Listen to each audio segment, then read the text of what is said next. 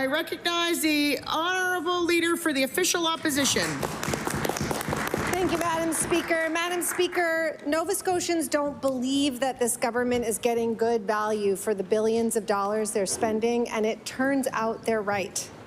Today, a report from the Auditor General found that this government is inappropriately using alternative procurement and not following their own procurement policy, and this confirms what we have been saying all along.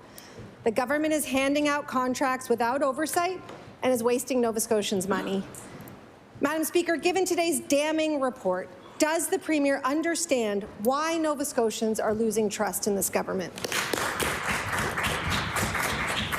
I recognize the Honourable Premier.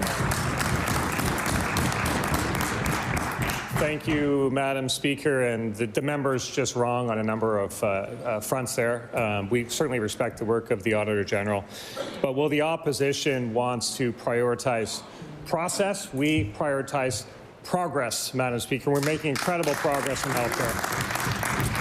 And just to be clear, and I believe the Auditor General's been clear on this as well, the audit did not examine value for money achieved through these procurements. If the Auditor General would have, I think they would have seen tremendous value for money.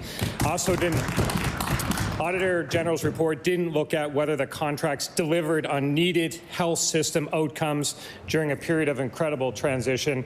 These procurements did deliver on incredible health outcomes, Madam Speaker. We're proud of what we did, Madam Speaker. Order. I recognize the Honourable Leader of the Official Opposition. Thank you, Madam Speaker. This government deprioritizes process so much that a year ago they tried to fire the Auditor General. Now, in her report, she notes that in 2024 to 2025, 99% of procurement spending was not done on a competitive basis. For a government who claims that competition is the answer to high costs, this is a problem. The AG found that one vendor had no contract, another had a contract signed after work started, and other contracts were missing terms and conditions. This does not inspire confidence in the way that this government spends taxpayer dollars. What is the Premier going to do to fix this and regain the trust of Nova Scotians? I recognize the Honourable Premier. Process over progress leaves Nova Scotians waiting. We won't leave Nova Scotians waiting, Madam Speaker. And the West Bedford Transitional Health Facility that the opposition complains so much about, Madam Speaker, has helped hundreds of people successfully return home from the hospital. I would encourage the member to go take a tour there and speak to the patients there. This is delivering on good health improvement outcomes. In fact, it has avoided over 18,000 hospital day stays, Madam Speaker. This is an incredible thing. We will always put progress, we will always put outcomes of patients and outcomes of Nova Scotians over above all else, Madam Speaker. We're proud of what we did on that, Madam Speaker. I recognize the Honourable Leader of the Official Opposition. And so it gets done, but at what cost, and more importantly, who benefits? If the Premier doesn't understand that this is a problem, he can't fix it.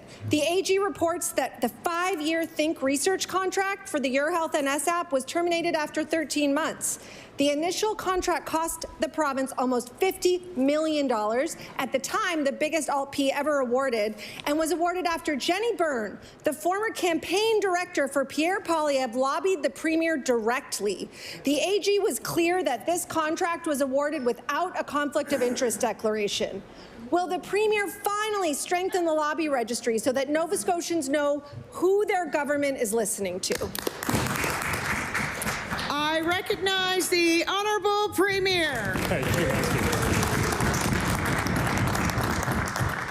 It'd be a bit of a stretch to drop those two names and think I'm doing them favors, Madam Speaker. But, Madam Speaker, we are focused on Nova Scotians, and let's talk about that Your Health NS app. It's providing an incredible service to Nova Scotians, over 850,000 downloads, Madam Speaker.